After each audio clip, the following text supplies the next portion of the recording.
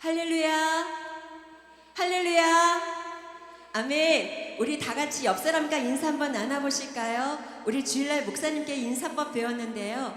이스라엘 친한 사람끼리는 샬롬 샬롬 2번 인사합니다. 우리 옆 사람 지체에게 반갑게 샬롬 샬롬 2번 인사하겠습니다. 샬롬 샬롬. 아멘. 우리를 동산교회 한 공동체로 부르시고 주님의 영광을 받기 위하여 이 자리를 여러분을 초대하신 하나님께 영광의 또 예배를 드리길 소망합니다. 우리 주님이 나의 왕이심을 고백하십니까? 아멘. 우리 옆 사람에게 인사 한번 나눠주세요. 오늘도 은혜로 살아갑니다. 아멘. 오늘도 나를 예배자로 세우시고 주님의 영광을 받기 위하여 나의 입술을 열어주신 주님께 우리 감사의 박수 올려드리며 주님을 찬양하겠습니다. 우리 박수하시며 찬양하실 때 나의 갈 길을 밝히시고 진리로 인도하신 주님 앞에 우리 감사의 박수 올려드리며 주님을 찬양합시다.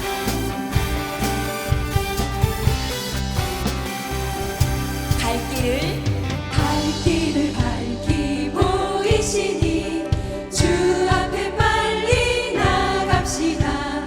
우리를 찾는 구주 예수 고도라. 다시 한번 고백합시다. 갈 길을 밝히 보이시니 주 앞에 빨리 나갑시다. 우리를 찾는 구주 예수 고도라 하신 죄 앞버스 우리 영혼은 기뻐 뛰며 주를 보겠네. 하늘에 계신 주 예수를 영원히 섬기리. 우리 다시 한번 고백하실 때 믿음으로 선포하며 나갑시다. 갈 길을 밝히 보이시니 주 앞에 빨리 나갑시다. 우리를 찾는 구주 예수 고도라 하신 죄 앞버스 우리 영혼은 기뻐 뛰며 주를 보겠네. 하늘에 계신 주 예수를 영원히 섬기리. 우리를 오라 하시는 말, 우리를 오라 하시는 말 기쁘게 듣고 순종하세. 구주를 믿기 지체 말고 속속히 나가. 죄 앞버스 우리 영혼은 기뻐 뛰며 주를 보겠네.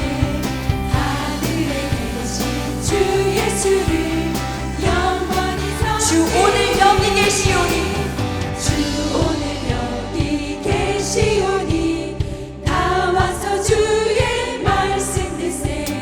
듣기도 하며 생각하니 참 진리시로. 죄 앞버스 우리 영혼은 기뻐 뛰며 주를 보겠네. 하늘에 계신 주 예수를 영원히 섬기리. 죄 앞버스 우리 영혼은 기뻐 뛰며 주를 보겠네. 하늘에 계신 주 예수를 영원히 섬기리.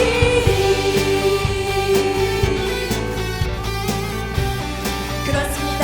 우리를 예배자리에 불러주시고 우리를 통해 영광을 받으실 주님 앞에 감사의 박수, 영광의 박수 올려드리며 주님 앞에 나아갑시다. 할렐루야.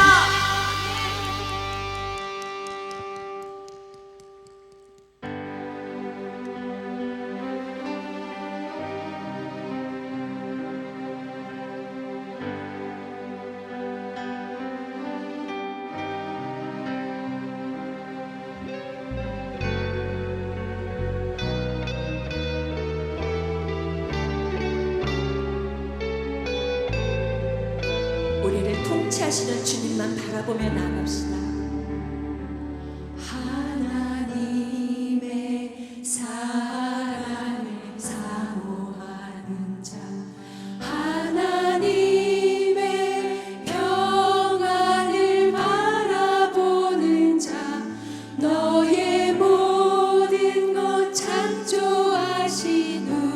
주님이 너를 얼마나 사랑하시는지 하나님께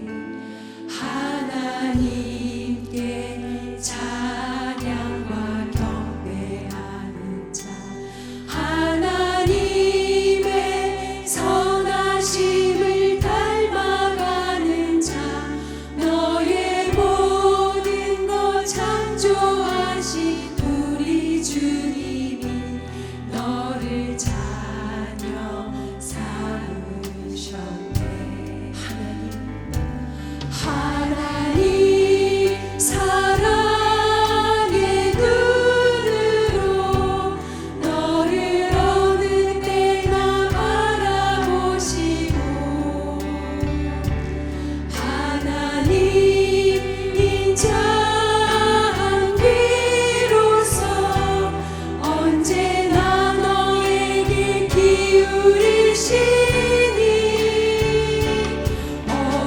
어두움에 밝은 빛을 비춰주시고 너의 작은 신음에도 응답하시니 너는 어느 곳에 있든지 주를 향하고 주만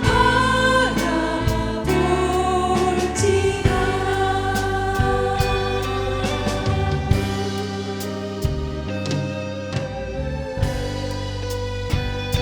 우리 다시 한번 고백합시다. 하나님의 사랑을 간절한 마음으로 주님을 찾습니다. 하나님의 평안을 바라보는 자 너의 모든 것 창조하신 우리 주님이 너를 얼마나 사랑하시는지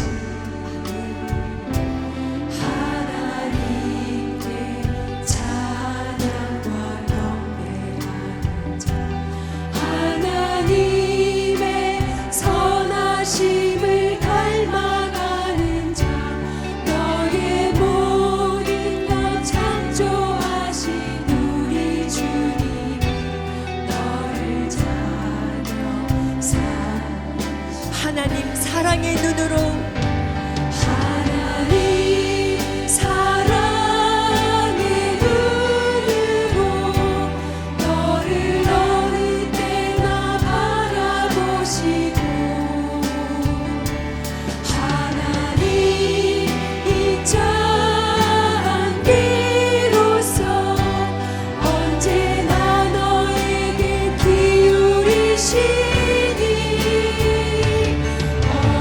어두움에 밝은 빛을 비춰주시고 너의 작은 신음에도 응답하시니 너는 어느 곳에 있든지 주를 향하고 주만 바라보 하나님 사랑의 눈으로 하나님 사랑의 눈으로 너를 어느 때나 바라보시고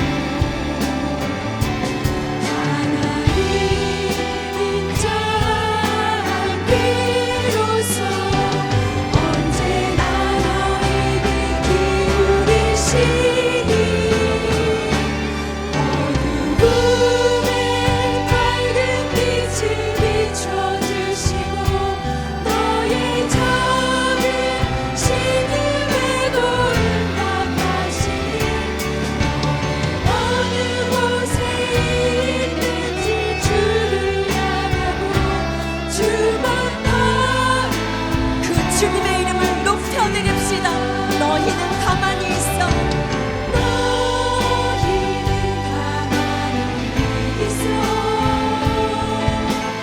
주가 하나님 되날지어다.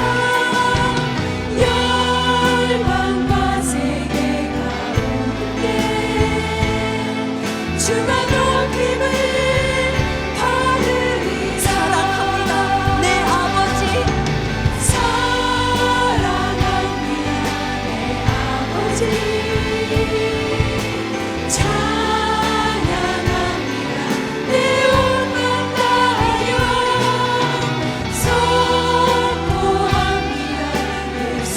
그리스도 주님 오심을 기다리. 이 시간 우리 주님을 한 번만 바라보며 함께 기도하길 소망합니다.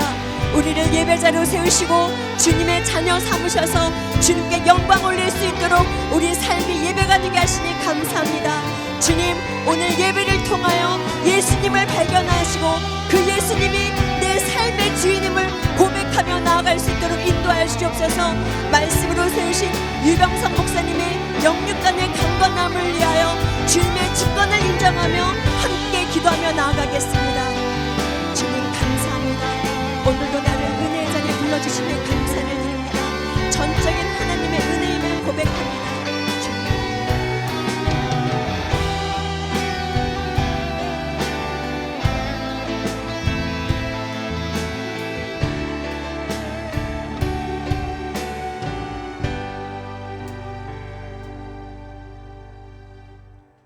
좋으신 하나님 감사합니다. 오늘도 예배를 사모하여 주의 전에 모이게 하시니 감사합니다. 변함없는 주의 긍휼과 은혜로 오늘도 우리에게 호흡을 주셔서 여호와를 경배하며 예배자로 세워주심에 감사합니다. 우리를 지명하여 부르시고 백발이 되기까지 품으시며 내가 너를 지었은즉 내가 업을 것이요 내가 너를 품고 구하여 내리라 언약하신 하나님이 계셔서 감사합니다. 양식이 없어 주림이 아니요 물이 없어 가람이 아니며 여호와의 말씀을 듣지 못해 기갈인 풍요 시대를 살아갑니다. 겉은 화려하고 번창하지만 정작 많은 사람들은 차별과 상대적 공허감에 정서적 허기와 다양한 관계 문제, 정신 문제로 무너져가는 시대입니다. 세상과 하나님을 겸하여 섬기는 혼합주의적인 신앙에서 벗어나 생명 되신 예수 그리스도 구원의 사랑과 은혜를 붙들고 살아가는 성도 되게 하옵소서.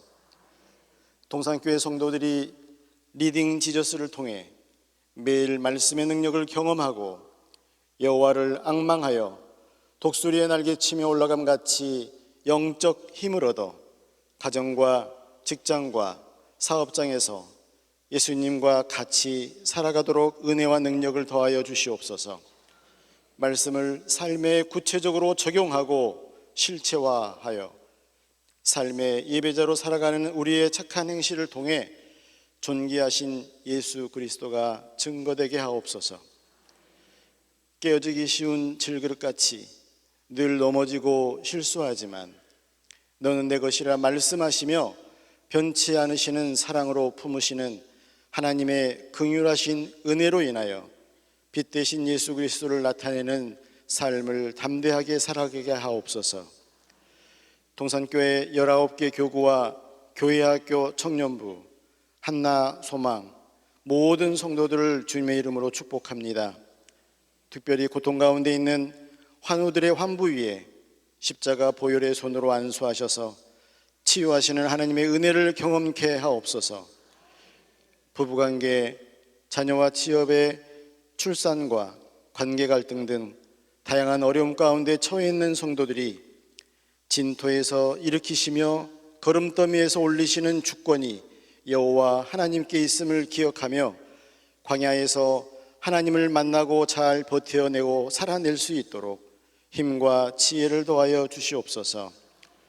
단위에 세우신 유병성 목사님을 축복합니다. 이스라엘 현장에서 귀한 사역 감당하실 때 말씀이 성취된 현장의 땅을 밟고 눈으로 목도하는 많은 사람들에게 예수 그리스도를 증거하는 지혜와 권능과 건강을 더하여 주시옵소서. 오늘 내 백성은 내 이름을 알리라 제목으로 말씀 증거하실 때 끝까지 나를 지키시고 동행하시는 언약의 하나님을 경험하며 목숨을 버리기까지 나를 사랑하신 선한 목자 되시는 예수님을 인격적으로 만나는 귀한 시간 되게 하옵소서. 모든 예배의 순간순간 성령님의 임재를 경험하기를 간절히 소망하며 이 모든 말씀 존귀하신 예수 그리스도의 이름으로 기도드립니다. 아멘.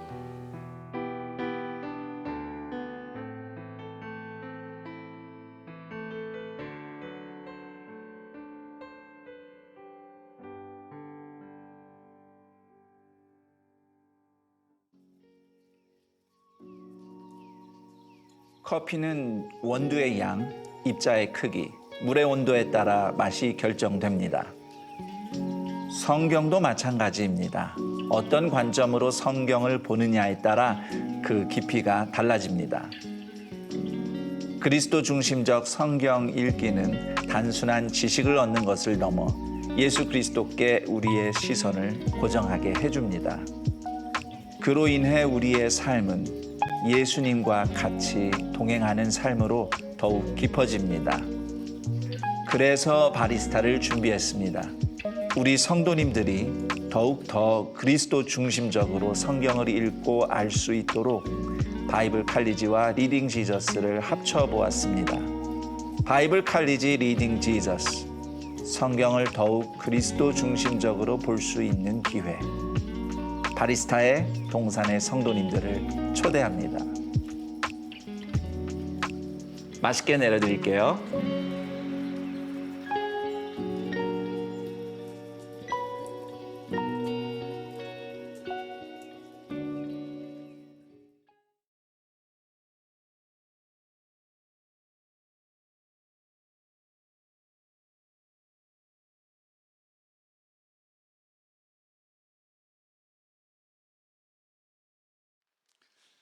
사랑하는 동산의 가족 여러분, 오늘 말씀 맛있게 내려드리겠습니다. 네, 물론 제가 내리는 건 아니지만, 네, 저희가 준비한 스페셜티가 바로 이사야서인데요. 이사야서는 참 깊고 풍성한 말씀인 만큼 좋은 원두처럼 그 맛과 향을 제대로 끌어내기가 쉽지 않은 책입니다. 그래서 이 스페셜티에 맞는 스페셜 바리스타를 모셨습니다. 오늘 이사야서에서 예수님을 읽다라는 주제로 말씀 전해주실 분 유병성 목사님이십니다. 목사님은 현재 이스라엘에 28년째 거주하시면서 성경의 역사와 배경을 오랫동안 연구해 오셨고, 또 주일에도 말씀 전해주셨는데 제목 생각나시죠? 뭐예요 제목?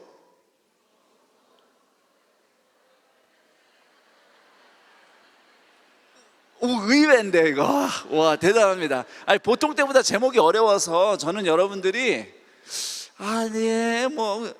그전에는 그렇게 더 쉬운 설교 제목도 기억이 날까 말까 하더니 앞으로는 설교 제목을 어렵게 만들어야겠네요. 그래서 여러분이 더 잘 기억하시게.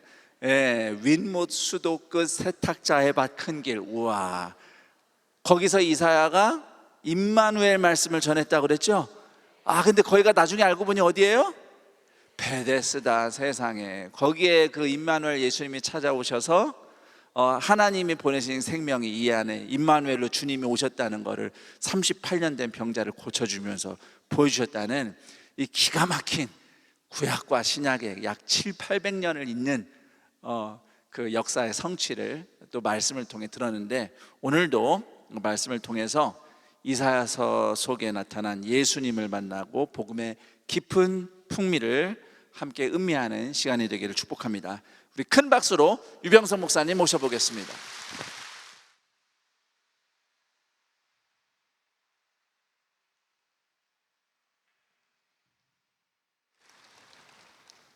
네, 저도 뭔가 특별한 복장으로 나왔습니다. 네. 목사님은 앞치마를 두르고 나왔지만 저는 모자를 쓰고 나왔습니다. 작년에는 모자를 안 썼는데도 제가 모자 쓴 걸로 기억하시는 분들이 있었어요. 왜? 영상에서 소개될 때 보면 모자를 쓰고 나오니까. 그래서 우리 김성경 목사님이 다음에 오실 때는 아예 모자를 쓰고 오세요. 그래서 제가 이스라엘에서부터 요거를 갖고 왔습니다. 어때요? 잘 어울리나요?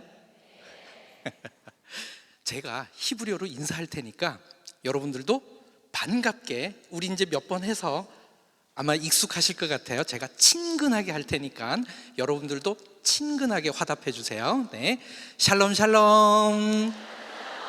네, 아주 좋아요. 네, 2층에도 좋았고요. 네, 다른 인사도 한번 하겠습니다.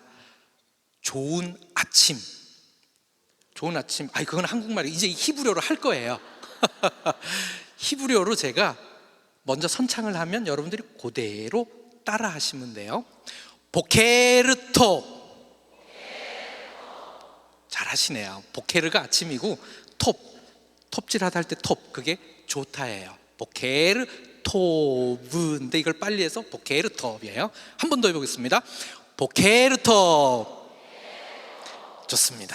네, 근데요, 인사할 때까지만은 모자를 쓰고 말씀 전할 때는 제가 모자를 벗고 하겠습니다. 네, 자, 이제는 모자를 여기다가 놓고, 자, 오늘 우리 본문 성경 봉독을 하겠습니다.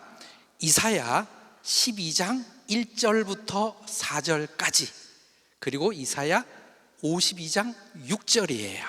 네, 자, 제가 성경 봉독을 해야 하는데 여기 성경책이 좀 작아서 제가 안경을 벗고 봐야 이게 보여요. 네, 그래서 안경을 벗고, 네, 자, 우리 이사야 12장 1절부터 4절까지를 먼저 읽고 이사야 52장 6절도 읽겠습니다. 구약 성경 981쪽입니다. 제가 한 절, 여러분들이 한 절, 또 제가 한 절, 여러분들이 한 절, 이렇게 교독을 하겠습니다. 이사야 12장 1절 제가 먼저 읽겠습니다.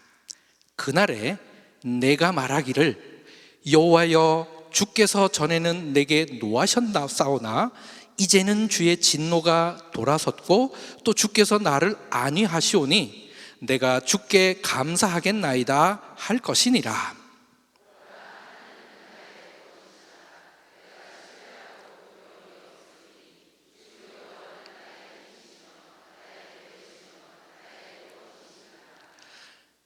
그러므로 너희가 기쁨으로 구원의 우물들에서 물을 기르리로다.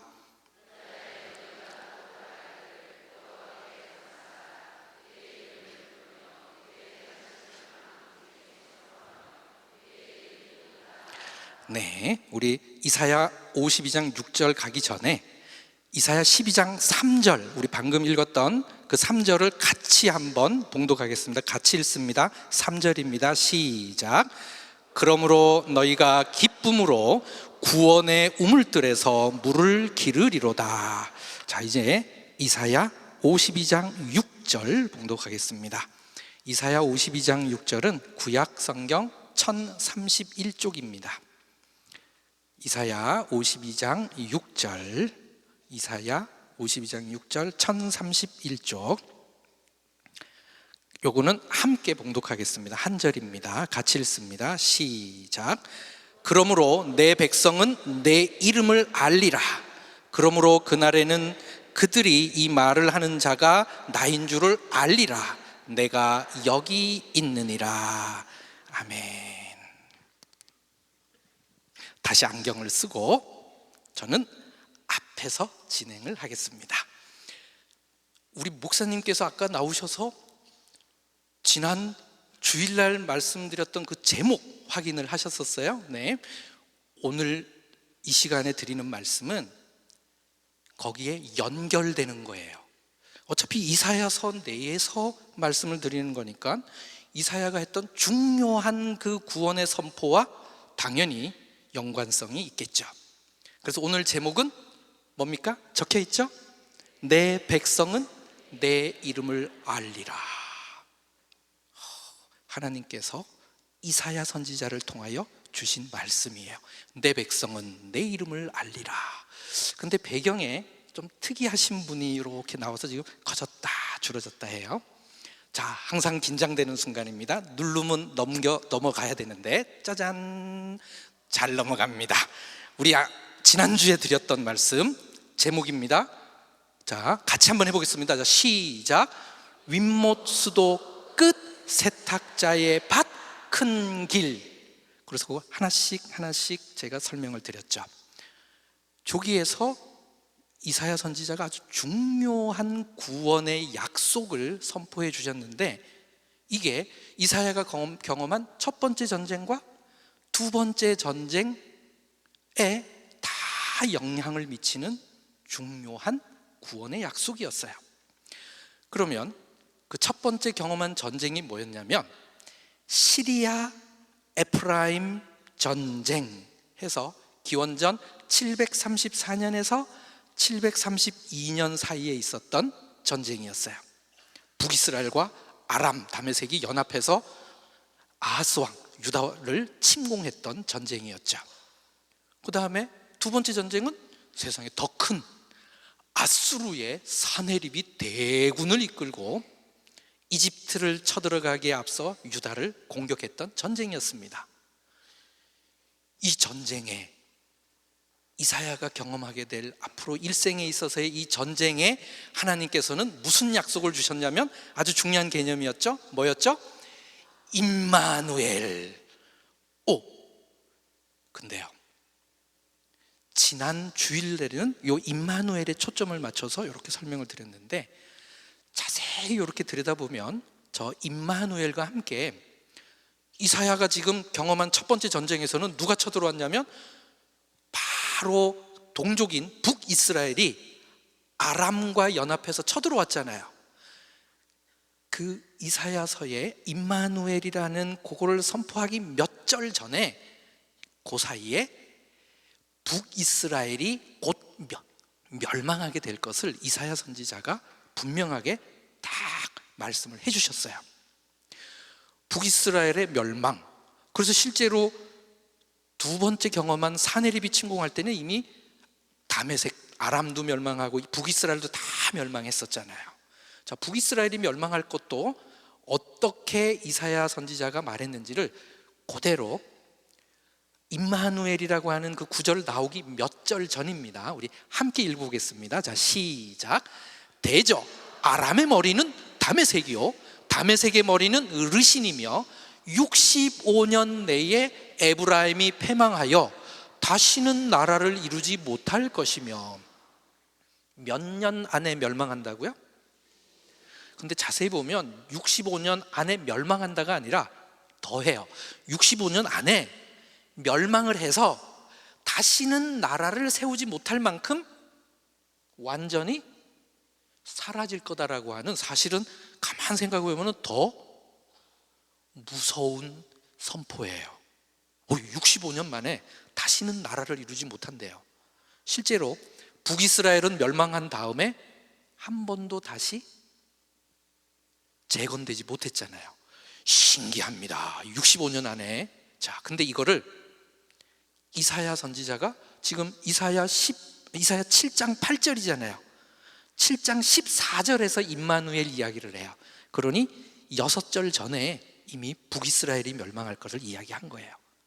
자, 그럼 방금 제가 탁 힌트를 줬어요. 그러면 이사야가 북이스라엘이 멸망할 것을 그럼 언제 이야기한 거냐?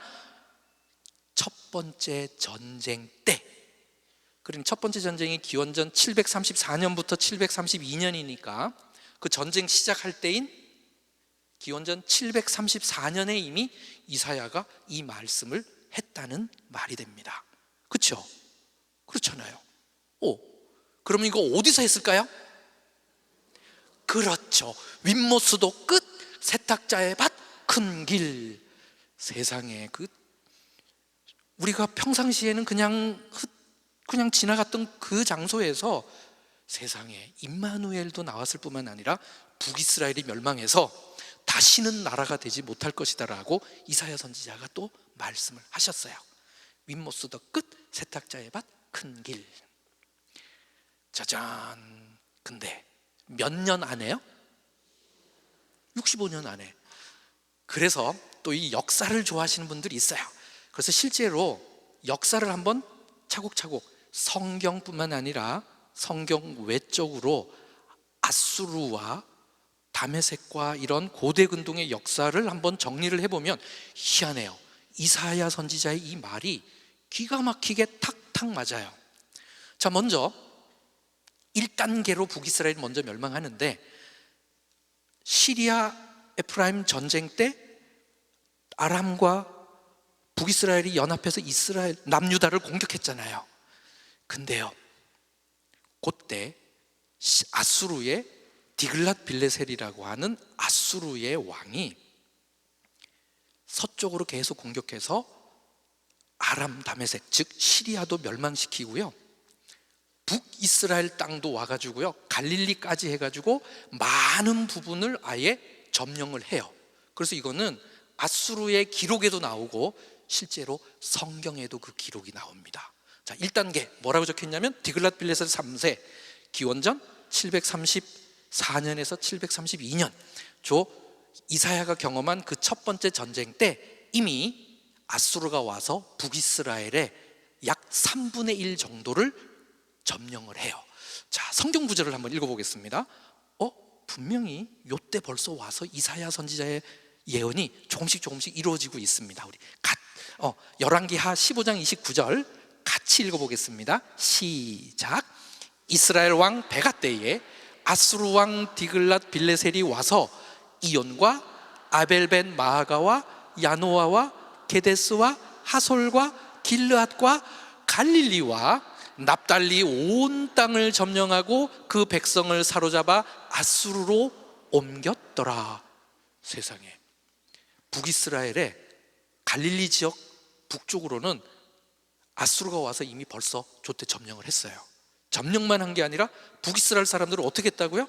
잡아서 아수르로 끌고 갔어요. 세상에, 이사야 선지자가 65년 안에 북이스라엘은 멸망해서 다시는 나라가 서지 못하리라 그랬는데 벌써 1단계로 바로 그 전쟁 때 북이스라엘이 3분의 1이 점령이 돼요. 자, 그러면 저 때가 언제냐? 저 전쟁 끝 무렵이에요. 그럼 저 전쟁 끝이니까 몇 년도냐? 그래서 저기다 표시를 했어요. 기원전 732년. 자, 그럼 시작해서부터 몇 년 만일까요? 734년에 시작했고 733년, 732년 3년 만에 북이스라엘이 벌써 1단계로 짜잔 벌써 멸망을 했어요. 자, 65년 내에 멸망해서 다시는 나라가 못 된다 그랬는데 벌써 1단계 3년 만에 3분의 1이 북이스라엘이 무너졌어요. 짜잔, 이제 2단계. 세상에, 이제 세월이 좀 흘렀어요. 자, 2단계 북이스라엘이 완전히 멸망해요. 보면 사르곤 2세 기원전 722년, 이것도 성경에 그대로 묘사되어 있습니다. 자, 우리 성경 열왕기하 17장 6절입니다. 우리 같이 한번 읽어보겠습니다. 시작. 호세아 제9년에 아수르 왕이 사마리아를 점령하고 이스라엘 사람을 사로잡아 아수르로 끌어다가 고산 강가에 있는 할라와 하볼과 메대 사람의 여러 고을에 두었더라. 저기서 말하는 호세아 제9년, 호세아는 북이스라엘의 마지막 왕이고요. 그 다음에 나오는 아수르 왕은 사르곤입니다. 그리고 사마리아를 점령했다. 사마리아가 당시 북이스라엘의 수도예요. 그러니까 수도가 점령됐다는 얘기예요. 그리고는 아까 이스라엘 사람을 잡아갔다 그랬잖아요. 아수르로 또 잡아가요. 이스라엘 사람을 사로잡아 아수르로 끌어다가 고산강가 어디에 가서 살게 했다. 자, 그러면 저 호세아 제9년, 저게 언제냐? 기원전 722년입니다. 아까 기원전 732년이 전쟁 시작한 지 3년이에요. 이사야 선지자가 이야기한 지 3년 만이었다면 기원전 722년은 이사야가 65년 내에 북이스라엘 멸망해서 다시는 나라가 되지 못하리라라고 하지 13년째입니다. 여기까지 이제 나왔어요. 근데 다시는 나라가 세워지지 못할 만큼 멸망한다 그랬잖아요. 이제 나라는 멸망했어요. 그래도 다시 나라를 회복하거나 할 수 있잖아요. 근데 희한해요. 짜잔, 3단계 에살하돈이라고 두 번째 전쟁이 큰 전쟁은 사네립의 그 다음 아수르 왕이에요. 이주 정책을 펴요. 어디 가서 점령을 하면 이쪽에서 점령한 사람들은 붙잡아다가 제국의 반대쪽에다 갖다 살게 하고 반대편에 있는 사람들은 붙들어다가 이쪽 편에 와서 살게 해서 낯선 환경에 적응해서 살려고 정신없느라고 나라에다가 반란하고 할 걸 정신없게 만들려고 이쪽 사람 저쪽 사람 막 제국을 뒤엎어 놓는 이주 정책을 펴요. 아까 북이스라엘 사람들 다 잡아갔잖아요. 그럼 거기 좀 땅이 빌 거 아니에요. 그러면 다른 외국에 있는 사람들을 붙들어다가 이스라엘 땅에 살게 하는 거예요. 근데 이게 성경에도 기록되어 있습니다. 자, 그러면 저 에살하돈이 이주 정책을 다 끝낸 때가 언제냐면 기원전 670년에서 기원전 696년이에요. 그러면 전쟁 시작한 지 734년부터 이렇게 계산해 보면 희한해요. 어머나, 놀랍게도 65년이 딱 떨어져요. 와, 그냥 우리 쉽게 65년 내에 북이스라엘이 멸망해서 다시는 나라가 이루지 못하리라라고 하는 이사야 선지자의 그 말씀을 그냥 이렇게 쉽게 넘어갔었는데, 성경과 성경 외적인 역사들을 이렇게 비교해 보니까 희한하게 잘 맞아떨어져요. 자, 어디 그럼 성경 구절을 한번 볼까요? 자, 이사야 7장 8절에 뭐라고 변경되어 있어요? 몇 년 만에? 65년 내에. 방금 계산해 봤더니 딱 65년 맞아떨어졌죠. 자, 그래서 3단계 에살하돈 이주 정책이 성경에 뭐라고 기록됐는지를 한번 볼 거예요. 열왕기하 17장 24절입니다. 같이 읽어보겠습니다. 시작. 아수르 왕이 바벨론과 구다와 아와와 하맛과 스발와임에서 사람을 옮겨다가 이스라엘 자손을 대신하여 사마리아 여러 성읍에 두매 그들이 사마리아를 차지하고 여러 성읍에 거주하니라. 아까 디글랏 빌레셀도 그렇고 사르곤도 그렇고 북이스라엘 사람들을 막 잡아다가 갔대요, 아수르로. 그러면 북이스라엘이 좀 땅이 비잖아요. 그거를 이름도 낯선 아주 생소한 지역에 있는 사람들을 붙들어다가 이스라엘 땅에 살게 한 거예요. 특별히 어디다가 살게 했느냐? 사마리아 지역. 왜 또 사마리아 지역일까요? 사마리아가 북이스라엘의 수도였어요. 어머나, 사마리아. 이렇게 해서 이방 사람들이 북이스라엘 땅에 살게 됐습니다. 이들을 가르쳐 성경에서 뭐라 그러느냐? 이후부터 여러분, 사마리아인이라 그래요. 신약 성경에 나오는 사마리아인이 그게 요렇게 해서 시작된 거예요. 어머나, 그러면 가만 생각해 보니까 이 사마리아인, 신약 성경에 예수님께서 자주 언급하고 했던 그 사마리아인, 그거의 시작이 이사야의 예언 속에서 이미 예표되어 있었고 시작되었는데, 그 사마리아인이 나오게 되는 그 선포도 결국 그럼 어디에서 있었느냐? 윗모수도 끝 세탁자의 밭 큰 길입니다. 그래서 이 말씀을 하기 위해서는 지난 주일에 그 말씀이 또 필요했던 거예요. 어머나, 사마리아인까지 갔습니다. 자, 그러면 이 사마리아인은 이사야 예언의 결과예요. 자, 아까는 제가 했다면 이제 여러분들이 하는 거예요. 자, 그러면 이사야 예언의 결과인데 이 이사야가 어디에서 그럼 이 말씀을 했을까? 장소. 그렇죠. 이제 벌써 이제 우리 수준이 이제 차이가 나요. 이제 윗모수도 끝 세탁자의 밭 큰 길을 아는 사람과 처음 듣는 사람은 벌써 이거의 깊이가 달라요.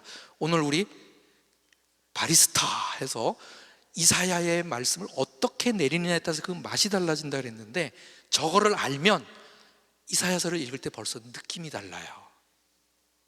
그리고 사마리아가 어떻게 해서 나왔구나, 신약의 사마리아가 나올 때마다 이게 생각이 나서 벌써 성경 읽는, 즉 리딩 지저스를 하는 느낌이 여러분 달라질 수 있습니다. 여러분, 그러면 이제 우리 어디를 가봐야 될까요? 사마리아를 가봐야죠. 네, 어디를 가봐야 하고 그러니까 제일 먼저 누가 대답했냐면 우리 목사님이 벌써 대답했어요. 사마리아 가고 싶어서 벌써. 네. 그럼 어디서부터 가냐면 당연히 우리 여기 안산 동산교회에서부터 평 하고, 제가 지난 주일에는 8초 만에 갔었는데 지금은 10초 만에 갈 거예요. 10초 만에 갔다가 또 이렇게 쫙 좀 돌리고, 네. 자, 정신 바짝 차리고 안산 동산교회에서부터 사마리아 성까지 한번 흉하니 날아가 보겠습니다. 네. 어이구 벌써, 네, 세상에 벌써 대한민국을 떠나, 어머나, 네, 요르단을 지나, 네, 저기가 덜커덩. 네, 이제 저기가 텔 사마리아예요. 저기 무슨 발굴된 게 막 보이죠? 네, 저거는 구글 어스로 제가 이렇게 제작을 한 거예요. 네, 자, 사마리아 현지 지명은 세바스티아라 그래요. 그래서 제가 잠깐 이렇게 보여드렸어요. 근데 이제 저기를 직접 현장에서 제가 촬영한, 네, 그걸로 동영상을 한번 만들어 봤어요. 네. 자, 여기에서 실제 현장을 이렇게 보면서 여러분들이 사마리아가 어떻게 생겼는지 한번 보겠습니다. 자, 들어가 보겠습니다. 저게 입구인데 저거는 헤롯 대왕이 만든 거의 흔적이에요. 대단하죠? 저 헤롯 대왕이 성벽이 보이고 있고요. 왼쪽으로 저기 카루도, 헤롯 대왕이 만들었을 때 저런 기둥이 양쪽에 있었어요. 자, 왼쪽으로 보면 언덕이 있어. 저게 사마리아 성터예요. 왼쪽이가. 자, 그 성 위에 올라가면 낙타가 한 마리 있는데 저 앞에 요거는 로마 시대의 흔적입니다. 요것도 헤롯 대왕이 지은 거예요. 어마어마하게 큰 흔적이 남아있죠. 그리고 더 올라가면 극장터가 있고 극장터 위에 헤롯보다 더 이전인 헬레니즘 시대 때의 망대가 그대로 그 흔적이 남아있습니다. 자, 이제 저 위쪽까지 올라가면 제일 높은 곳에 로마 황제 가이사를 위해서 지어놓은 황제 신전터가 남아있어요. 그 신전터 뒤쪽으로 깊이 발굴해서 요게 아합 왕궁터예요. 저게 구약의 마지막 사마리아의 수도였을 때의 모습입니다. 자, 이거는 제가 직접 촬영한 드론입니다. 맨 밑에 카루도 길 막 보이고 있고, 네, 성터 위에 발굴해서 저게 땅이 깊게 판 거예요. 그래서 구약시대 때 흔적이 이렇게 드러난 겁니다.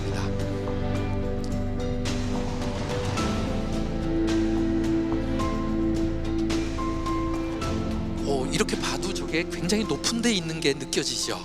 그래서 저기가 북이스라엘의 마지막 수도였던 사마리아 성터예요. 여러분, 순식간에 우리 10초 만에 가서 저기를 봤는데 저기는 현장 이스라엘에 와도 접근하기가 좀 어려운 곳이에요. 팔레스타인 지역에 있고 가는 길이 계속 총기 테러가 나고 하는 그런 위험한 곳이어서 실제 성지순례 와도 저기만큼은 조금 진행하기가 어려워요. 왜냐하면 지나가는 차에다 자꾸 총을 쏴. 어이구, 돌 던지는 거야 혹시 차 고치면 되지만 총 쏘는 거는 이건 큰일이잖아요. 그래서 저기만큼은, 네, 조금 더 안정되고 평화로울 때 오시면 가볼 수가 있습니다. 사마리아를 우리 방금 이사야 예언에 포함돼서 북이스라엘이 멸망할 거다. 그래서 멸망한 다음에 만들어진 게 뭐였어요? 사마리아인이었습니다. 근데 지난 주일날 말씀드렸던 정말 중요한 임마누엘. 그래서 임마누엘의 그 뜻과 의미와 이런 부분들을 지난 주일에 말씀드렸는데요.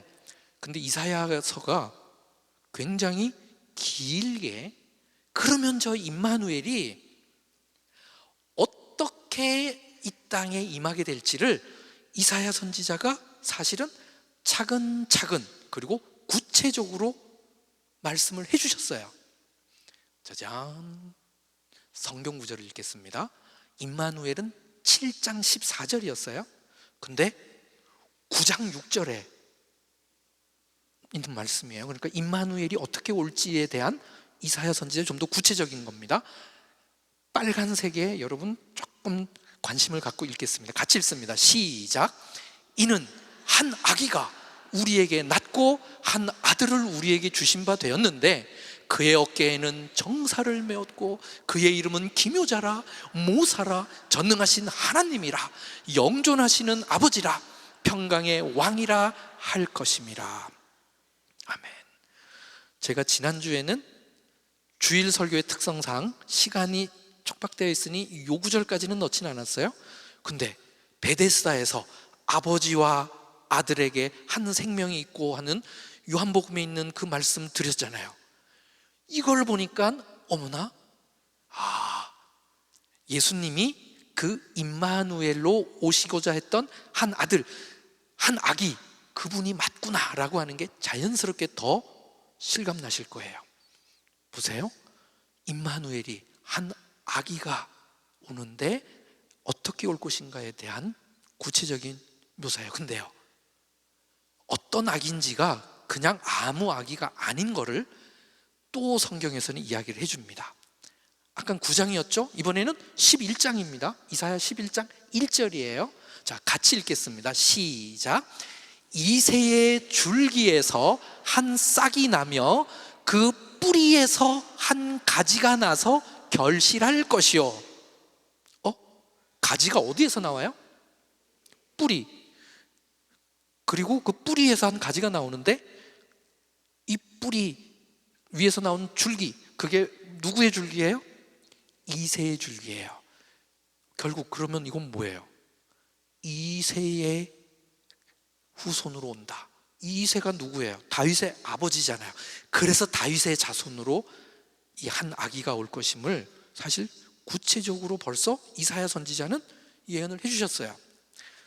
근데요, 농사를 지으신 분들은 이 구절이 굉장히 이상해요. 어떻게 뿌리에서 가지가 나오지?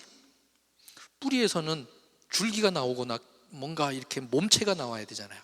근데 이 구절에서는 뭐라고 되어 있어요? 뿌리에서 뭐가 나와요? 가지. 이거는 이스라엘에서 농사를 지어본 사람은 또 알아요. 한국에서 농사 지면은 모르지만, 왜? 이스라엘에 아주 특이한 나무가 있는데 성경에서도 중요한 나무예요. 실제로 뿌리에서 가지가 나오는 아주 중요한 나무가 있습니다. 제가 직접 보여드릴게요. 짜잔, 이게 뭘까요? 올리브 나무입니다. 즉 감람나무예요. 성경에 감람나무, 감람나무. 그 감람나무 잘 보세요. 옆에 가지가 어디에서 나오느냐? 뿌리에서 가지가 직접 나와요. 신기하죠? 저렇게 나이 많은 감람나무만 그러는 거 아니냐? 아니에요.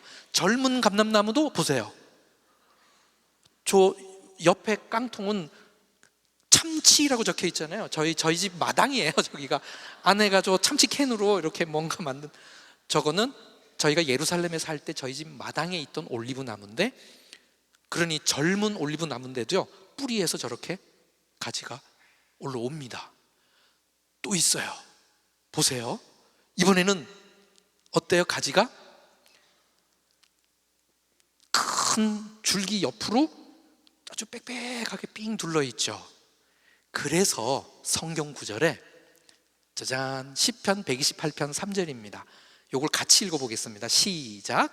내 집 안방에 있는 내 아내는 결실한 포도나무 같으며 내 식탁에 둘러앉은 자식들은 어린 감람나무 같으리로다. 딱 식탁에 둘러앉은 모양이잖아요. 자, 그래서 요거 성경 구절을 내려볼게요. 봐봐요.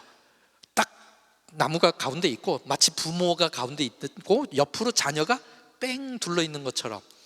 그래서 시편 기자가 감람나무의 저런 모양을 보고 아까 시편 말씀에 식탁에 둘러앉은 어린 감람나무 같도다. 실제 자녀들이 뺑 둘러앉은 모양하고 너무 비슷하니까.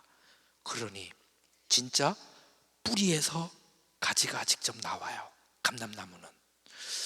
자, 그러면 지금까지 보니까 임마누엘은 어떻게 오느냐 해서 누구의 자손으로 온다?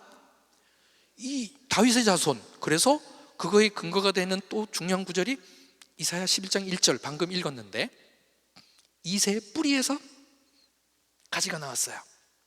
근데 히브리어로 신기해요.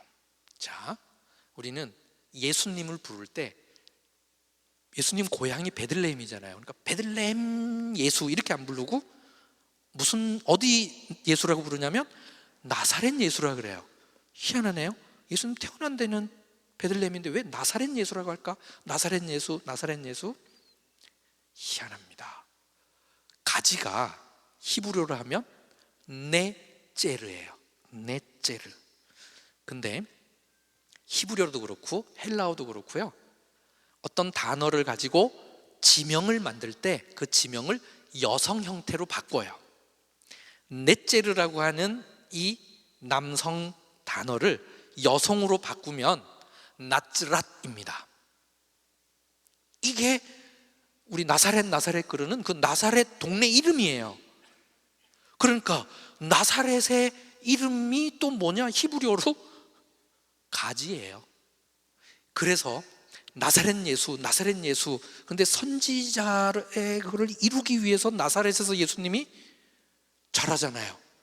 그래서 우린 예수님을 부를 때 나사렛 예수 그러는데, 그거의 구약에서 중요한 근거가 어디냐? 이사야 11장 1절입니다. 방금 우리 확인했잖아요. 그래서 현대 히브리어로 기독교인을 뭐라고 그러느냐? 노찌름이라 그래요. 그럼 이걸 직역을 하잖아요. 그럼 뭐냐? 나사렛 사람들이에요. 어머나, 희한하네요. 나사렛 도당들, 나사렛 것들. 그래서 유대인들이 기독교인을 조금 비하하는 취지에서 그 이름을 붙였는데, 근데 이사야서에서부터 쭉 보면은 묘하게 결국 그거의 연장선에서 보면 이새의 줄기, 즉 그 뿌리에서 가지가 나왔는데, 그 가지, 한 아기, 예수님, 넷제르, 나츠랏, 나사렛 예수, 그 나사렛 예수를 따르는 사람들, 그게 기독교인인 거예요. 와, 이렇게까지 가니까 우리 윗모스도 끝 세탁자의 밭 큰 길이 그냥 평범한 일상생활의 한 장소지만 이게 성경에서 굉장히 중요한 여러 가지의 구원의 약속과 연관된 장소였구나를 우리가 이제 실감했어요. 이제 북이스라엘이 멸망해서 사마리아 사람이 될 것까지도 했고, 임마누엘이 선포돼서 쫙쫙쫙쫙 해가지고 어떻게 올 것인가까지 우리가 살펴보았는데요. 그래서 요거를 이제 11장에 보면 묘한 또 구절이 있어요. 아까 이새의 그거 뿌리, 아까 줄기와 뿌리에서 가지가 직접 나온다 그랬는데, 그럼 아까는 이새의 줄기였는데 어떻게 이새의 뿌리랑 연관 짓느냐? 이사야 11장에 분명히 또 나와요. 그래서 요거를 이사야 11장 10절과 12절입니다. 같이 차근차근 읽어보겠습니다. 시작. 그날에 이새의 뿌리에서 한 싹이 나서 만민의 기치로 설 것이요, 열방이 그에게로 돌아오리라. 그가 거한 곳이 영화로우리라. 여호와께서 열방을 향하여 기치를 세우시고 이스라엘의 쫓긴 자들을 모으시며 땅 사방에서 유다의 흩어진 자들을 모으시리니. 그러니 이새의 뿌리에서 아까 가지가 나오고 싹이 나서 다스리는 자가 되고, 열방이 돌아오게 되고, 흩어졌던 이스라엘 백성 남유다도 이제 앞으로 멸망돼서 흩어지지만 다 돌아올 것이다. 하나님 백성이 돌아올 것을 벌써 이사야 11장에서 이사야 선지자의 입을 통하여 선포해 주십니다. 지금까지 한번 정리를 해볼게요. 임마누엘, 이사야 7장이었습니다. 그리고 아까 어떻게 임마누엘이 오느냐? 한 아기로 온다 그랬잖아요. 그거는 이사야 9장이었습니다. 그 다음에 누구의 자손으로 온다? 이새. 그래서 이새의 뿌리에서부터 온다. 이사야 11장 1절과 아까 10절 같이 읽었었죠? 그렇게 해서 하나님의 백성들이 어떻게 오느냐? 사방에서 흩어진 자를 모아요. 그 흩어진 자, 하나님의 백성 중에 흩어진 자들을 쫙 모은다고 했어요. 근데 백성들이 이제 임마누엘을 통하여 다 흩어졌다 모였어요. 그 모인 다음에 어떻게 될 것인가가 오늘 읽었던 본문입니다. 오늘 본문이 왜 이사야 12장인지가 이제 차근차근 정리가 됐어요. 같이 한번 읽어보겠습니다. 시작. 그러므로 너희가 기쁨으로 구원의 우물들에서 물을 기르리로다. 기쁨으로 어디에서 물을 길러요? 구원의 우물. 짜잔, 구원의 우물.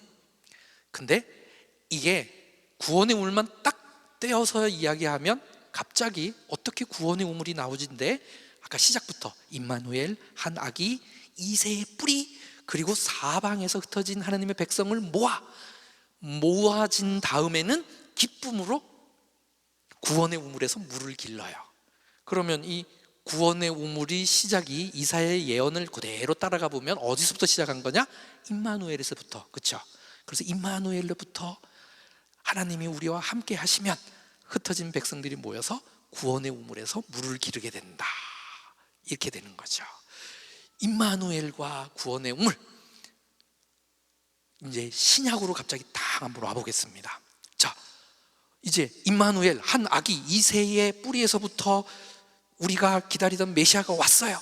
그러면 이제 구원의 우물, 백성들이 모여서 기쁨으로 구원의 우물에서 물을 길러야 되잖아요. 이게 잘 표현된 신약의 사건이 있어요. 짜잔, 요한복음입니다. 같이 읽어보겠습니다. 그러면서 이게 어디 사건인가 여러분 한번 생각을 해보세요. 같이 읽습니다. 시작. 내가 주는 물을 마시는 자는 영원히 목마르지 아니하리니 내가 주는 물은 그 속에서 영생하도록 솟아나는 샘물이 되리라. 아멘. 요한복음 4장이에요. 여러분 이거 어디에서 있었던 사건일까요? 사마리아 여인과 우물 사건이죠. 근데 신약에 아까 이사야서 12장에서 얘기했던 구원의 우물, 그 개념을 그대로 표현한 성경 구절이 요한복음 4장에만 있는 게 아니라 또 있어요. 자, 이번에는 요한복음 7장입니다. 37절과 38절입니다. 이번 우리 수련회 했던 거와 연관이 있는 거예요. 우리 같이 읽어보겠습니다. 시작. 명절 끝날 곧 큰 날에 예수께서 서서 외쳐 이르시되 누구든지 목마르거든 내게로 와서 마시라. 나를 믿는 자는 성경의 이름과 같이 그 배에서 생수의 강이 흘러나오리라 하시니. 지난주 우리 수련회 다녀오셨는데 그 수련회 제목이 뭐였어요? 생수의 강.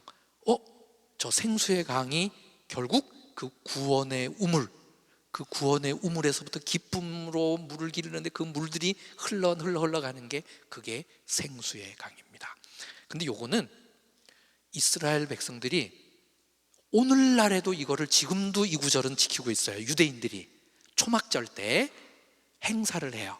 호산나 라바 행사하는 날 실로암에서 물을 길러와서 조구절을 그대로 해서 이사야 12장에 있는 그 구절을 읽으면서 읊으면서 지금도 유대인들은 초막절 때 저 행사를 합니다. 그 다음에 또 한 구절이 있어요. 구원의 우물과 관련되어진 요한계시록 7장 17절입니다. 같이 읽습니다. 시작. 이는 보좌 가운데에 계신 어린 양이 그들의 목자가 되사 생명수 샘으로 인도하시고 하나님께서 그들의 눈에서 모든 눈물을 씻어주실 것임이라. 여기에도 보면 생명수 샘, 구원의 우물, 생수의 강, 그리고 생명수 샘, 이게 다 이사야서에 있는 구원의 우물이 신약에서 우리 표현된 모습입니다.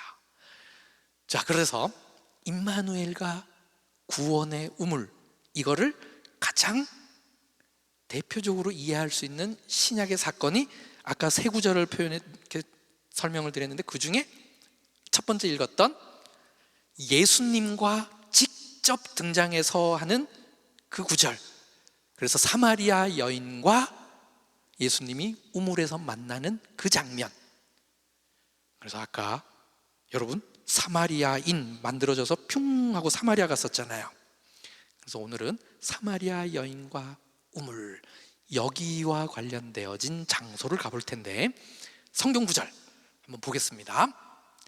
요한복음 4장 5절과 6절이에요. 지리적인 게 세 군데나 나와요. 그 지리적 지명을 여러분들이 잘 관심 갖게 보면서 읽어보겠습니다. 자, 같이 읽습니다. 시작. 사마리아에 있는 수가라 하는 동네에 이르시니 야곱이 그 아들 요셉에게 준 땅이 가깝고 거기 또 야곱의 우물이 있더라. 예수께서 길 가시다가 피곤하여 우물 곁에 그대로 앉으시니 때가 6시쯤 되었더라. 지금 장소 이름이 3개가 나왔어요. 짜잔. 어디 3개 나왔냐면 처음에 수가, 두 번째 요셉에게 준 땅, 세 번째 야곱의 우물. 사마리아 여인과 예수님께서 우물가에서 만나서 나오는 그 대화를 이해하기 위해서는 장소 3군데를 알아야 구체적으로 어딘지가 알 수가 있어요. 셋 중에 첫 번째를 한번 알아볼게요. 첫 번째가 어디예요? 수가. 수가라는 동네. 그래서 한국말로 주로 수가성 그래요. 수가성 여인, 수가성 사마리아 여인 이렇게 표현해요. 수가성. 제가 한국에 6월 11일 날 왔습니다. 요번에 도착하자마자 제일 먼저 밥 먹은 데가 있어요. 네, 여러분 어디 가서 밥 먹었느냐? 짜잔! 수가성 순두부. 세상에, 제가 이번에 와가지고 수가 얘기를 하려고 그러는데 우리 박이상 목사가 뭐 맛있는 것 가까운 데 있어요 하고 딱 갔는 데가 저기예요.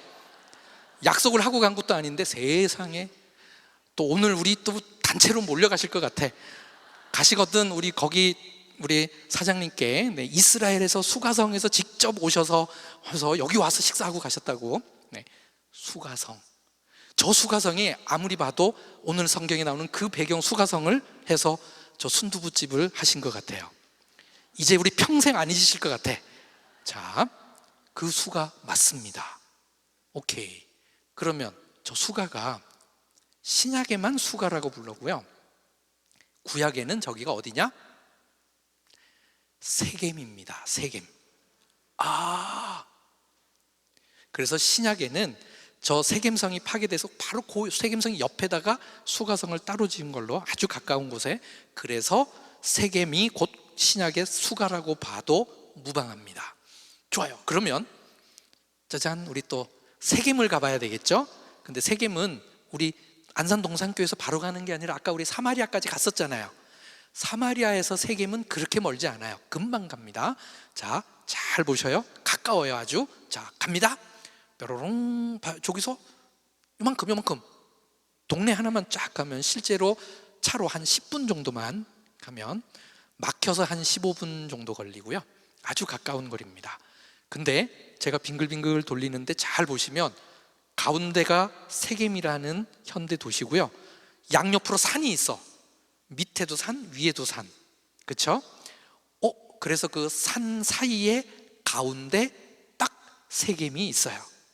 그래서 밑에 있는 산을 뭐라고 부르느냐? 에발산이라고 하고요, 저 위에 있는 산이 그리심산이에요. 그래서 두 산 어깨에 있다 해서 세겜, 어깨라는 뜻의 세겜이라는 도시 이름이 됐어요, 구약에. 자, 그러면 또 우린 직접 저 세겜을 또 들어가 봐야 되겠죠? 텔 발라타가 구약의 세겜입니다.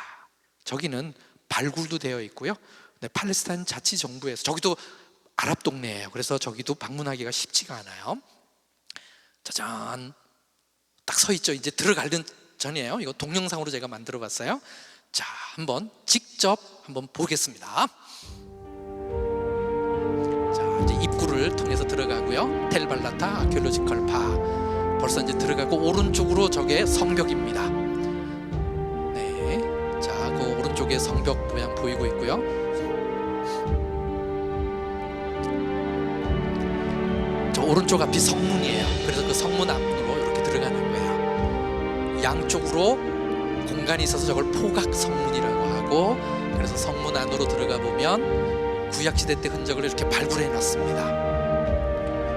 그리고 저 앞쪽으로 무슨 신전터 같은 게 있고, 저게 그리심산이에요. 바로 보이는 데가 그리심산. 요거는 에발산이에요. 저 뒤쪽으로 또 산이 보이죠? 네, 그래서 두 산 아래에 세겜이 위치해 있습니다.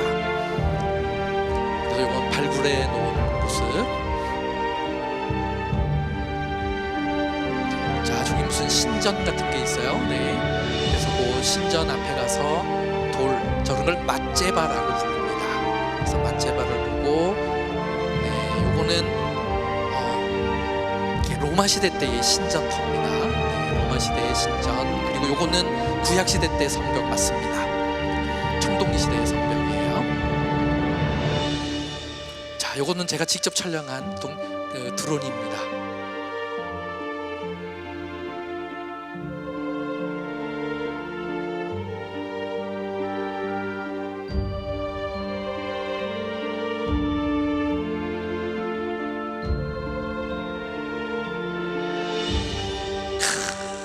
네, 여기가 구약의 세겜이에요.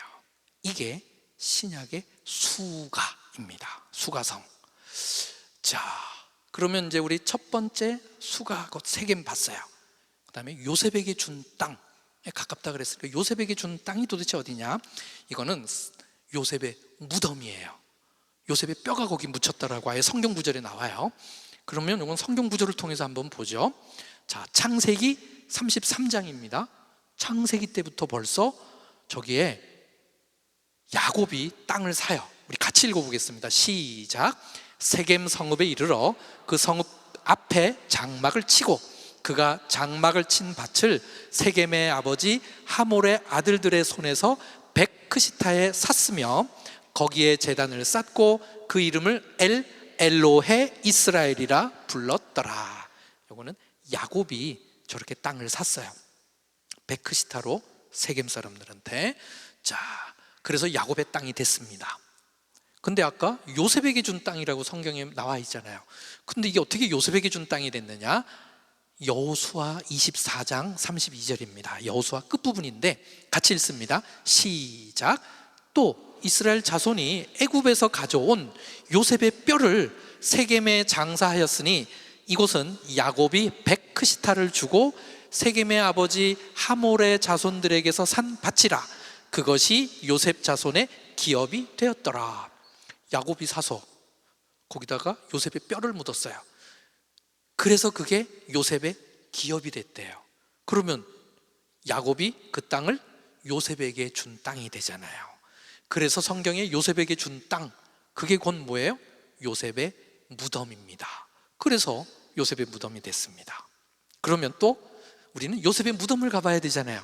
조금 전에 우리 텔발라타 진짜 바로 앞이에요. 아까 세겜 앞에 장막 찾는데 그거를 샀다 그랬으니까 진짜 바로 성 앞입니다.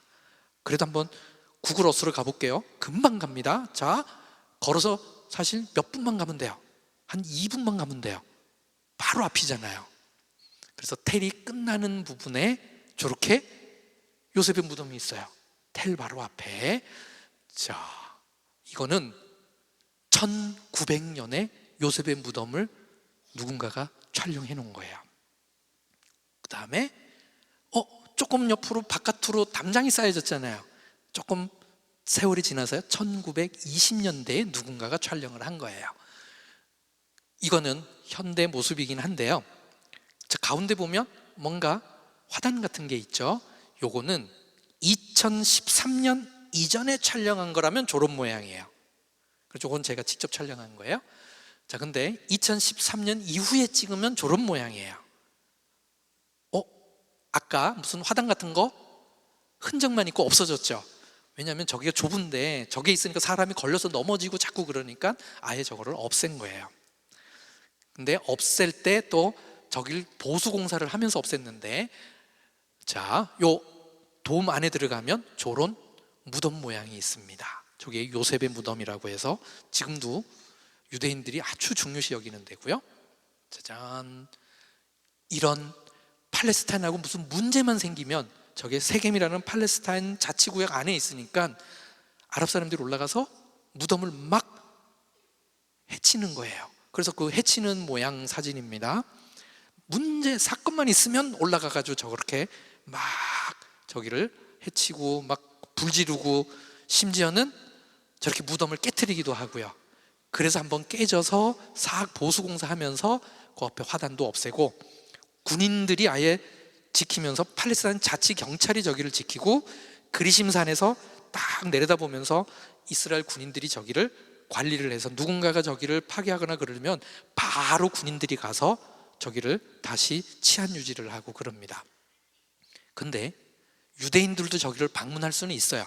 이스라엘 군부대에다 신청하면 이스라엘 군부대가 팔레스타인 자치 경찰한테 얘기해서 밤에만, 그것도 깊은 밤에 팀을 짜서 군인들이 호송해서 들어가고 팔레스타인 경찰이 와서 또 호송하고 해서 밤에만 저렇게 유대인들이 다녀갔다가 갑니다.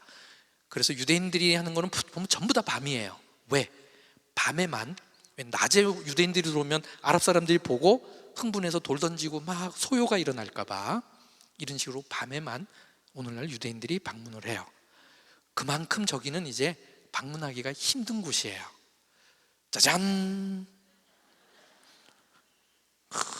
저기 팔레스타인 자치 경찰 분이에요. 그래서 그분한테 요청해서 그분이 아예 총 들고 저를 그렇게 호위해서 저 안에까지 들어와서 촬영도 하고 이렇게 같이 했습니다. 처음에는 저렇게 앞에 그냥 문을 이렇게 열었다 닫았다 하고 쇠창살 문이었어요. 그래서 저 문이었을 때는 2013년 이전에는 저 무덤에 못 들어가도 앞에서 카메라로 저기를 찍을 수가 있었어요. 담장도 낮아서 그 담장 위로. 근데 2013년 이후에 싹 보수 공사를 해서 어떻게 바뀌었냐면 이렇게 바뀌었어요. 그래서 여기 보세요. 철문, 튼튼한 천물로 돼서 앞에 딱 내려도 안이 하나도 안 보여요. 그래서 이제는 문 열고 들어가지 않는 한 촬영할 수 없게끔 요즘은 더 철저하게, 그래서 저기 치안 유지를 하고, 그래서 아까 텔 발라타까지는 방문을 해도 저기만큼은 계획을 짜고 와도 이제 방문하기가 어렵게 됐어요. 그만큼 저기는 예민한 곳이어서.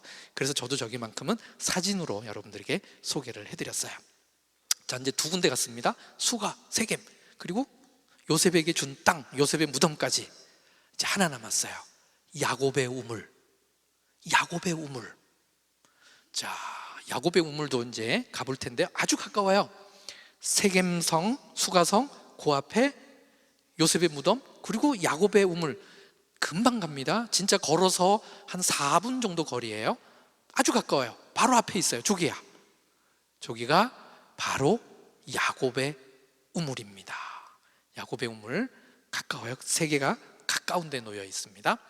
자, 요건도 1900년 즈음에 촬영된 걸로, 정확한 촬영 날짜는 몰라요. 1900년대. 그래서 실제로 그 밑에 우물에서 사진 촬영하는 거고요.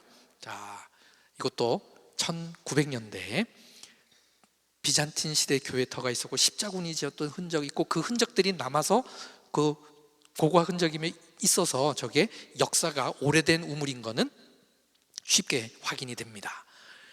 그 다음에 이게 오래된 사진이에요. 1920년대에 촬영된 것으로 추정해요. 1차 세계대전 끝부분에 오스트리아 군인이 찍은 거예요. 그래서 요거는 이미 저작권이 이제 끝난 사진이에요. 1908년에서 1914년에 저렇게 기둥하고 교회를 짓다가 1차 세계대전이 나서 공사가 중단되고 러시아가 공산화돼서 정교회가 헌금 양이 줄어들어 가지고 저 교회가 지붕이나 이런 걸 못 얹고 저 상태로 중지가 되어 있었어요. 어느 정도 거의 100년 동안 교회 완성을 못하고 저렇게. 그래서 저도 이스라엘 처음 갔을 때는 저런 모양이었어요. 그래서 이게 한 100년 정도 저런 모양이었습니다. 계속 보면 중간에 무슨 이렇게 두 개의 입구를 쌓아놓은 가건물 같은 게 보이죠. 저 밑으로 내려가면 저 밑에 야곱의 우물이 있는 거예요. 한쪽은 내려가는 문, 한쪽은 올라오는 문. 자, 그래서 오늘날 가면 그 입구에 저렇게 제이콥스 웰라는 편말이 있어요. 자, 그 편말 앞에서 짜잔, 이번에는 제가 멘트도 합니다. 네, 자, 한번 보겠습니다. 세겜에 야곱의 우물이 있습니다. 실제로 고대부터 있던 우물이 있었는데 그 위에 오늘날 그리스 종교에서 기념교회를 만들어 놓았습니다. 야곱의 우물 안으로 들어가 보겠습니다.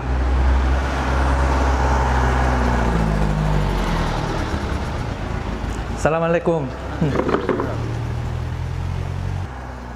짜잔, 이분 유스티누스라고 하는 이분이 저 교회를 완성을 하신 분이에요. 1940년생입니다.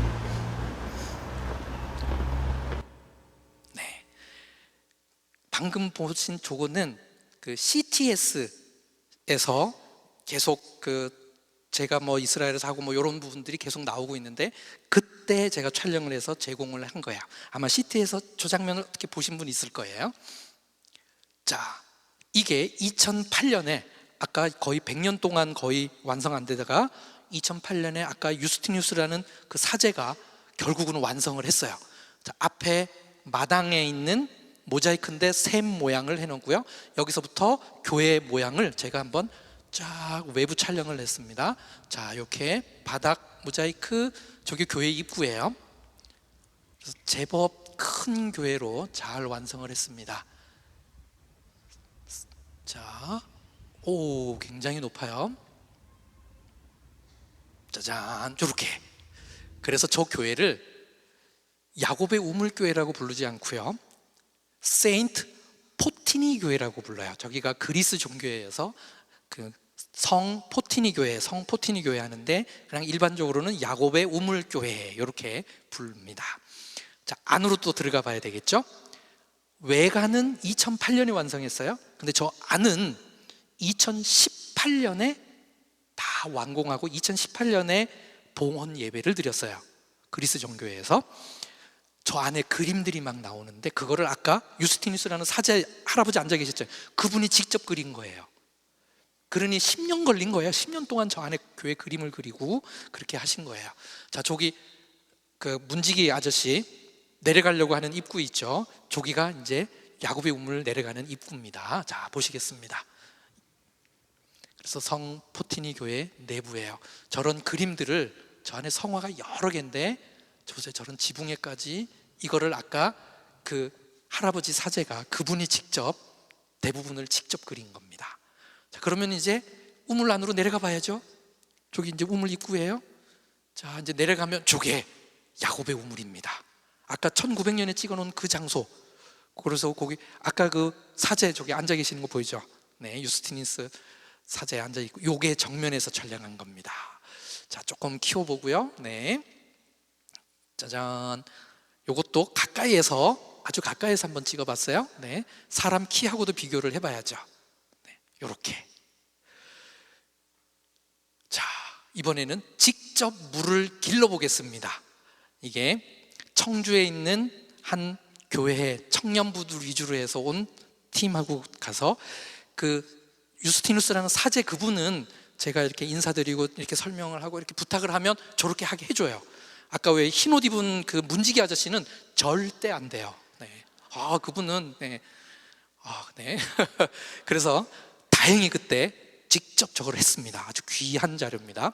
자, 한번 보겠습니다. 어떻게 기르나. 네. 올리다가 보면 갑자기 힘이 탁 받치는 때가 있어. 그때부터는 조정을 해야 될 거야.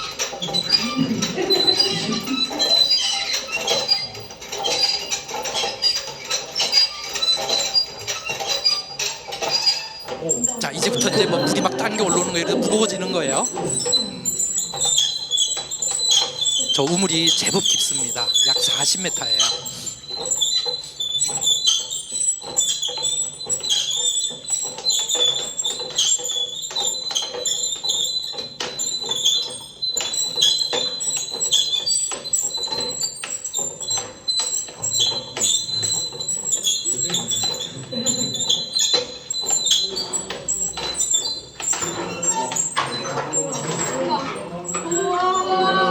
진짜 나오죠. 네. 오, 네.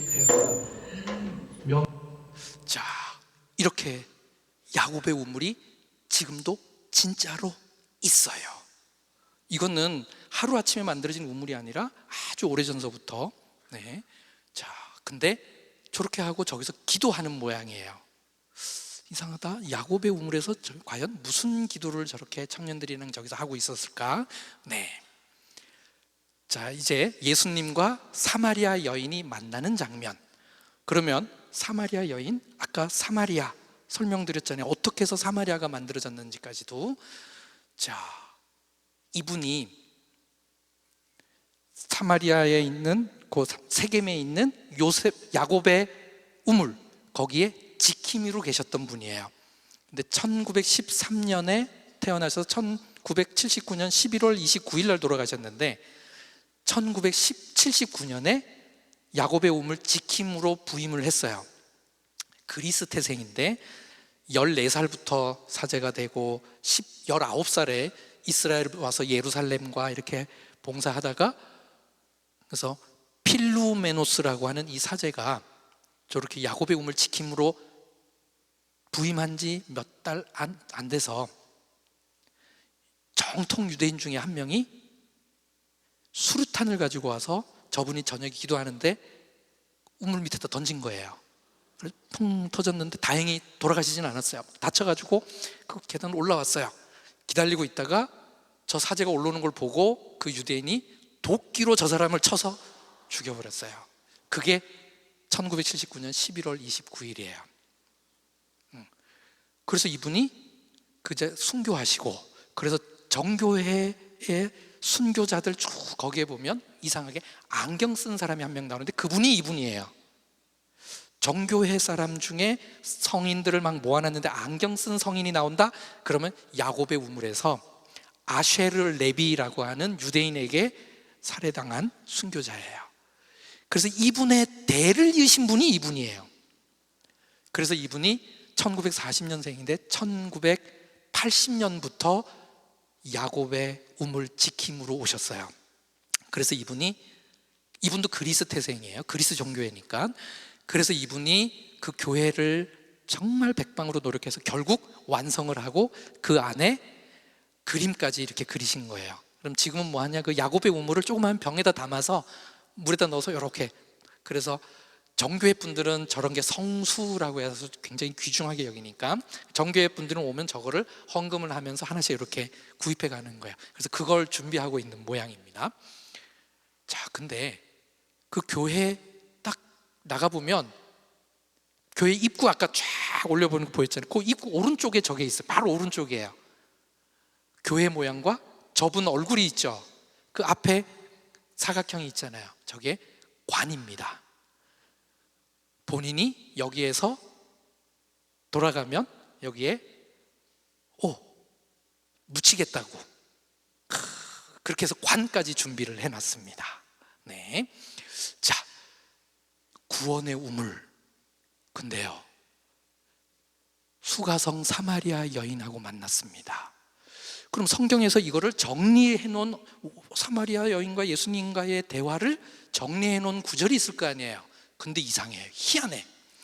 예배와 관련된 걸로 마무리를 합니다. 자, 같이 한번 읽겠습니다. 자, 시작. 우리 조상들은 이 산에서 예배하였는데 당신들의 말은 예배할 곳이 예루살렘에 있다 하더이다. 한 구절 더 읽습니다. 같이 읽습니다. 시작. 예수께서 이르시되 여자여 내 말을 믿으라. 이 산에서도 말고 예루살렘에서도 말고 너희가 아버지께 예배할 때가 이르리라. 네. 이 산, 과연 여기서 이 산은 어딜까요? 아까 계속 조금 나왔던 그리심산입니다. 그리심산. 텔 세겜 위에서 제가 드론을 띄워서 지금 보는 거예요. 화면에 보이고 있는 조산은 에발산입니다.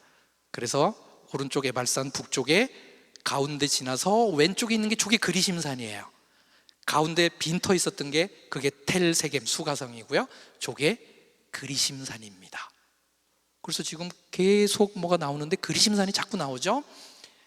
아까 사마리아 여인이 말한 이 산이 바로 그리심산이에요. 저 그리심산 교회 바깥에 있는 성 같은 벽이고요, 발굴된 모습이고요, 저기가 그리심산 꼭대기입니다. 굉장히 큰 건물이 저기에 있었어요. 사마리아 사람들이 자기의 성전을 지어놓은 터예요. 그래서 저기 또 그 성전 터와 이런 게 발굴된 모습이 보이죠. 엄청나죠. 그리심산에 사마리아인들의 성전이 있었던 거예요. 그리고 저거는 사마리아 사람들이 사마리아 유월절 지내는 데가 바로 저기예요. 저기. 그래서 지금 사마리아 유월절 때 양을 고르는 거예요. 저기서 양을 골라서 양을 데리고 갑니다. 근데 한번 잘 보세요. 제물로 골라진 양에는 양 앞발 오른쪽에다 하얀 색으로 띠를 두르고요. 어떻게 데리고 가는지 보세요. 발을 잡고 가요. 네. 그러면 발을 잡고 가면 한 마리 끌고 가면 뒤에서 다 따라와요. 그거를. 그래서 저렇게 해서 그 유월절 드리는 그 장소로 데리고 가는 거예요. 자, 그래서 이제 사마리아 유월절 드리는 그 모습을 한번 직접 보여드릴게요. 자, 이것도 직접 제가 촬영을 한 겁니다. 저기서 어른들은 사마리아 사람들은 어른들 저기서 막 기도 계속하고 있고 젊은이들은 저기서 사마리아 유월절 양을 이렇게 잡고 있는 모습입니다.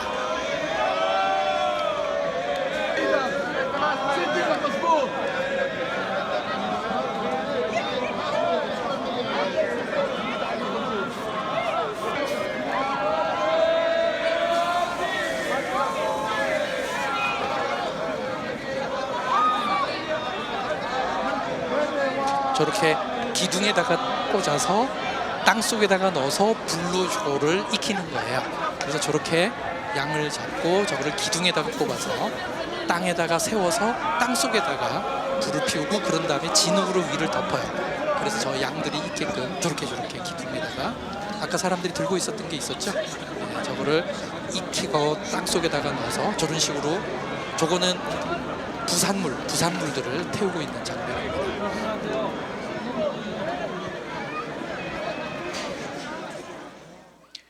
오, 지금 우리 사마리아 산까지도 갔고 사마리아에서 유월절도 드리고 그런데 사마리아 여인이 우리 조상들이 이 산에서 한다는데 유대인들은 예루살렘에서 해야 되는데 어디서 예배해야 됩니까? 이런 질문을 왜 나왔느냐? 그리심산에 사마리아인들이 자기네들의 성전을 지어놨기 때문이에요. 자, 근데 예수님의 대답은 이 산도 말고 예루살렘도 아니라 그랬어요. 너무 중요한 구절입니다. 여러분, 이거는 같이 읽겠습니다. 시작.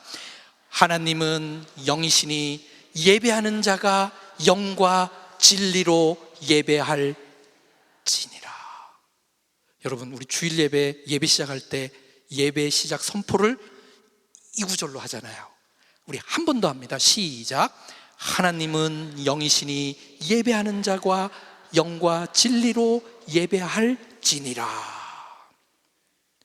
세상에 이 구절이, 이 중요한 예배의 기준이 되는 이 구절이 구원의 우물과 연결되어진 그 개념 속에서 사마리아 여인과 야곱의 우물에서 예수님께서 사마리아 여인과 대화 중에 나온 표현입니다. 그래서 임마누엘에서부터 시작했습니다. 이사야 7장, 한 아기 이사야 9장, 이새의 뿌리 이사야 11장, 구원의 우물 이사야 12장, 그래서 요한복음 4장에서는 여기서부터 시작한 그게 예배로 임마누엘, 메시아가 왔습니다. 백성들이 모였습니다. 기쁨으로 구원의 우물에서 물을 기르는데 결국 그게 그럼 오늘날 뭐냐? 예배를 통하여 이 구원의 우물물을 우리가 기쁨으로 생명수를, 즉 하나님의 입으로부터 나오는 그 생명의 말씀을 받을 수가 있는 거죠. 오늘 이사야 52장 6절, 이 예배를 통하여 우리의 목표가 여기에 있습니다. 같이 읽습니다. 시작. 그러므로 내 백성은 내 이름을 알리라. 그러므로 그날에는 그들이 이 말을 하는 자가 나인 줄을 알리라. 내가 여기 있느니라. 여러분, 구원의 우물 앞으로 나오십시오. 기쁨으로 구원의 우물물을 기르십시오. 하나님은 영이시니 예배하는 자가 영과 진리로 예배하는 그 순간 기쁨으로 생명 속에 동참하고 임마누엘에서부터 약속되어진 그 약속, 구원의 약속에 여러분들이 임할 수 있는 겁니다. 그래서 우리 마지막으로 영과 진리로 예배하는 안산동산교회가 되어서 여러분 모두가 기쁨의 마음으로 구원의 우물물을 영원히 하나님 앞에서 기르시는 여러분이 다 되시기를 주님의 이름으로 부탁드립니다. 아멘. 박수 치려면 확실하게 쳐야죠. 네. 네. 자, 이제 기도하시겠습니다. 네, 기도하고 마치도록 하겠습니다.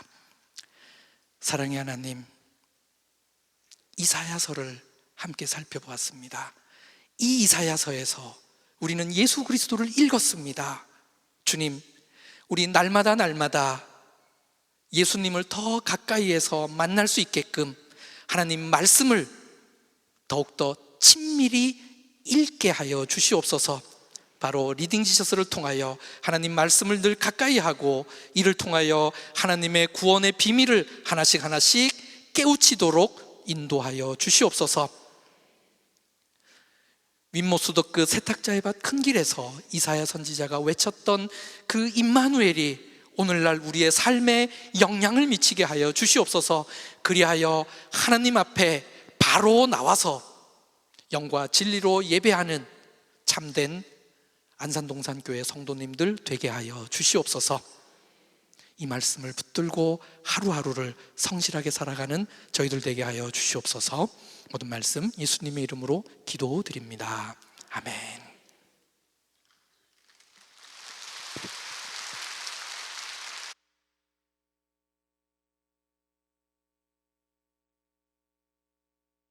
귀한 강의로 섬겨주신 유병성 목사님께 다시 한번 큰 박수 부탁드립니다.